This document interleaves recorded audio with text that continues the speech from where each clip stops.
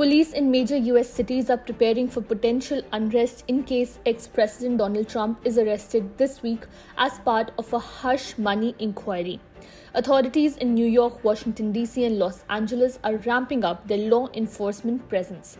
Trump supporters were scheduled to protest in New York later Monday as Manhattan District Attorney Alvin Bragg weighs charging the ex-president over a payment to porn actress Stormy Daniels in 2016.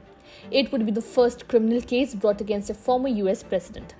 Steel barricades were being erected on Monday outside the Manhattan Criminal Court where Mr. Trump could be charged, fingerprinted and photographed if charges are filed this week, as US media widely anticipate. Increased police presence has also been seen outside Trump Tower in the city.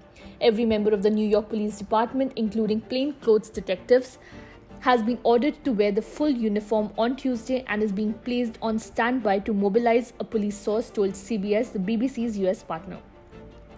The NYPD and the FBI's Joint Terrorism Task Force have been in touch with the US Secret Service, whose job is to protect presidents and former presidents, about how a potential arrest might take place. The 76-year-old former Republican president said over the weekend that he expects to be arrested on Tuesday and urged supporters to protest, "Take our nation back." They are many years beyond the statute of limitations, which in this instance is 2 years. Most importantly, there was no crime, Trump wrote on his Truth Social platform Monday.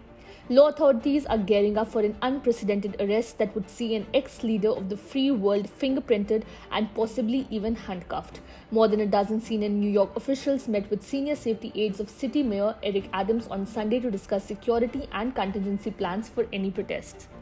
The grand jury has been set up by Mr. Bragg to determine whether there is enough evidence to indict Mr. Trump.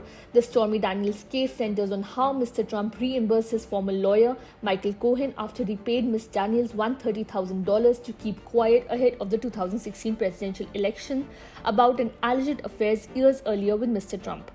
The former president has denied any such relationship with Ms. Daniels. The record for the payment reimbursing Mr. Cohen said it was for legal fees.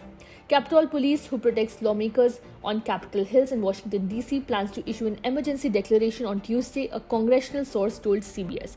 The order aims to increase coordination with other law enforcement agencies. More civil disturbance officers will also be on standby, though the congressional source said there was no specific threat that the order was proactive. In Los Angeles, the LAPD and federal officials were preparing for a pro-Trump protest on Tuesday outside a federal building, the LA Times newspaper reports.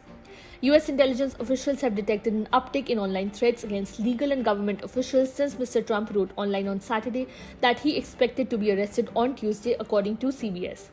Most of the threats were against Manhattan District Attorney Alvin Bragg, the man widely expected to file charges against Mr. Trump. On Saturday, the same day Mr. Trump posted that his supporters should protest, Mr. Bragg sent an email to staff. "We do not tolerate attempts to intimidate our office or threaten the rule of law in New York," the prosecutor wrote. Subscribe to Oneindia channel and never miss an update.